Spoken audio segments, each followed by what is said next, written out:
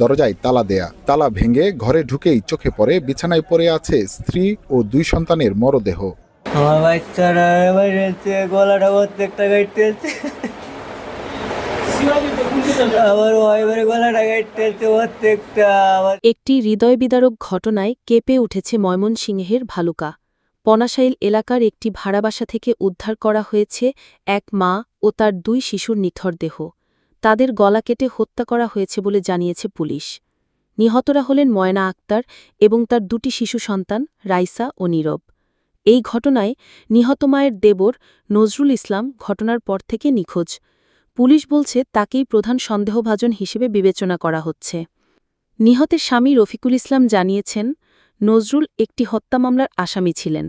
2.5 মাস আগে তিনি তাকে জামিনে মুক্ত করতে 40,000 টাকা ধার করেছিলেন। ভাইকে সুযোগ দেওয়ার এই সিদ্ধান্ত যে কতটা ভয়াবহ পরিণতির দিকে নিয়ে যাবে তা কোনোভাবেই কল্পনা করতে পারেননি তিনি। বাসার মালিক হৃদয় হাসান জানান, রফিকুল তার পরিবারসহ 1.5 মাস আগে বাসা ভাড়া নিয়েছিলেন। নজরুল বাসার অন্য একটি রুমে থাকতেন। বাইরে থেকে কখনো কোনো বিরোধ বা অস্বাভাবিক আচরণ দেখা যায়নি। পুলিশ জানিয়েছে, নজরুল গাজীপুরের একটি হত্যা মামলায় 2 বছরেরও বেশি কারাভোগ করেছেন।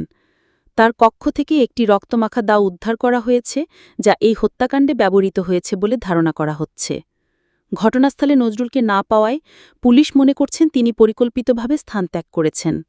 যখন এই মর্মান্তিক ঘটনা ঘটে তখন নিহতদের স্বামী রফিকুল কর্মস্থলে ছিলেন। বাসায় ফিরে এসে দরজা বন্ধ পান এবং নজরুলকে সেখানে দেখতে পাননি। এরপরই তিনি পুলিশে খবর দেন।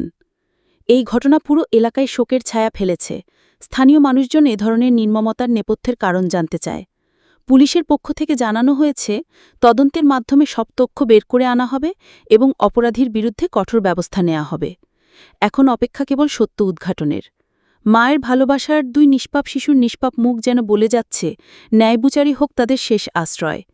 প্রিয় দর্শক, এই ছিল আজকের বাংলা 24 চ্যানেলের সর্বশেষ নিউজ।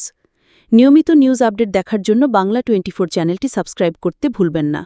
দেখা হচ্ছে খুব শীঘ্রই নতুন আরেকটি ভিডিওর সাথে থাকার জন্য ধন্যবাদ।